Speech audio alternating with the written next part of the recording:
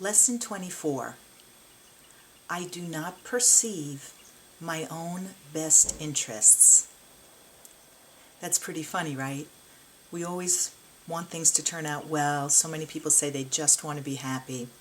And this lesson tells us we do not perceive our own best interests. The key word here is perceive. The ego is perceiving things. It doesn't see through true vision. And the only thing we can do while we're dreaming is to perceive in a way where we're asking and allowing the Holy Spirit to come through our mind. And then everything changes. So do lesson 24 the way it advises.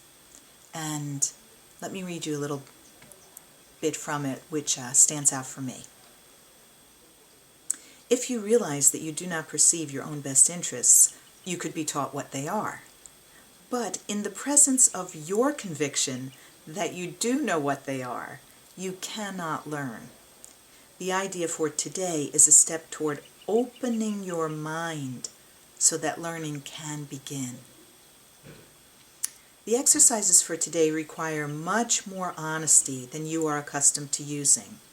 A few subjects, honestly and carefully considered, will be much more helpful than a more cursory examination of a large number.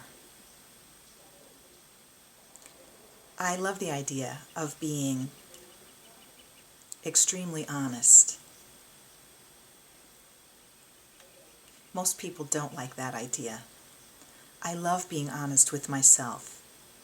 I love peeling away layers and seeing my contradictions and exposing my entire belief structure,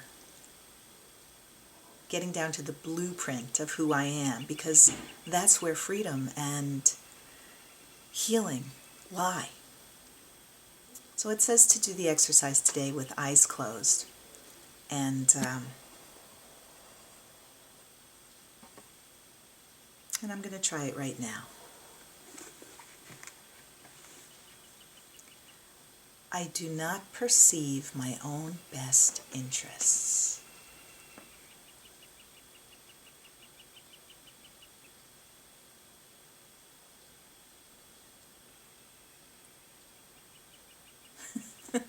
Well, of course, it's very funny and humorous to me, having been working with the Course for so long.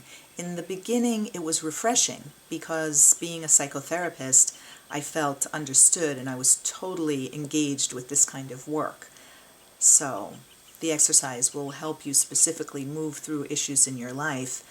For me, I've reached a point where I'm doing what the Course calls generalization, really getting to the heart of the matter, really realizing that there's just one problem and one solution, and the workbook will get to that later. So knowing that I don't perceive my own best interests, and the only way for me to live in service of my best interests is to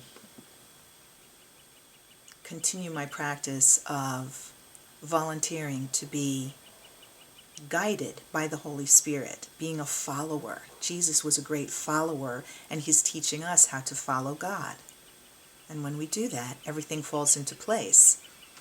The paradox is that when we follow God, we are supremely empowered.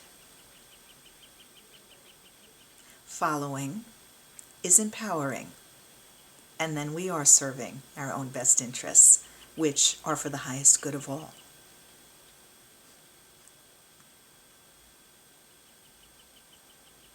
Until next time, namaste.